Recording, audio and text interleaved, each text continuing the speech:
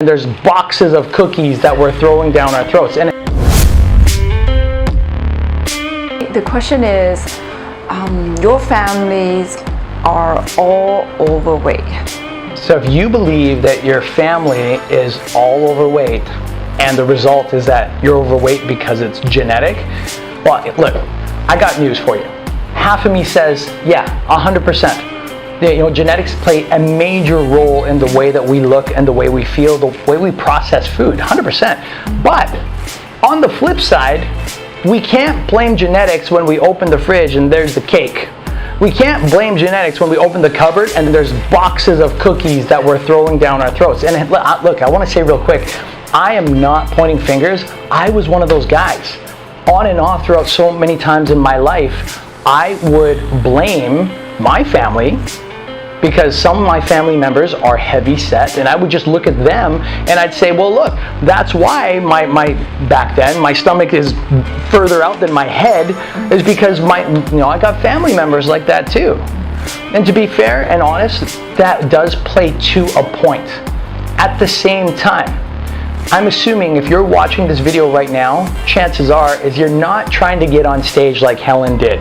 You're not trying to get into a two-piece bikini to stand in front of 10,000 people the way she did, or the way I did, minus the two-piece bikini. I've never worn that before in my life. But I did get up on stage, and I did have to present myself. You're probably just trying to get fit enough to look good in your clothes, to look sexy in your dress, to be able to have your spouse look at you and say, oh my God, you look phenomenal. You don't need to have to deal with genetics to get to that kind of result, in my opinion and in hers. But what you do need is a lifestyle that supports your needs and your desires. So in conclusion, there's 24 hours in a day. All of us have it. It doesn't matter how old you are, it doesn't matter what age you are, it doesn't matter what you look like, if you're thin or big or wealthy or poor, it doesn't matter. We all have 24 hours. The real question is, what are you putting into your body every 24 hours that's going to support your growth and the sexy figure that you're trying to attain, or that's just sustaining you to keep you the way you look, which is fine, or worse, may not be supporting you at all and might be transforming your body in a way that you really don't want. When we take the time to have a little more what I call self-awareness and self-responsibility, we also take on more power. And I'm a big advocate of having self-power, which means, and this doesn't apply to everyone, okay? But it does for those of us that want to have that kind of result. The first thing I always tell everyone, including myself, is I'm going to make myself responsible for everything. Even if I'm not really responsible, at least if I tell myself I am, then I feel like I can do something about it. Versus what most people say, which is it's genetics, or it's because it's my family upbringing. It's always external, which makes us feel like, well, we can't do anything about it. And that's even worse, because now you feel stuck.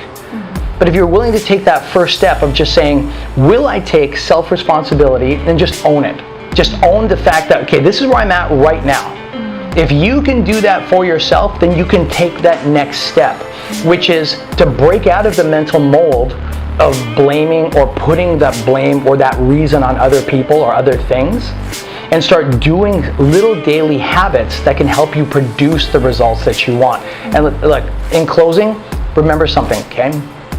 Any person that's ever had a result in their life that was similar to your situation, if they got it, you can do it too.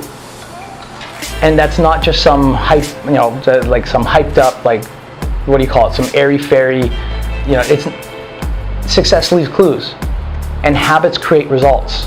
What habit are you using to help create the result you want?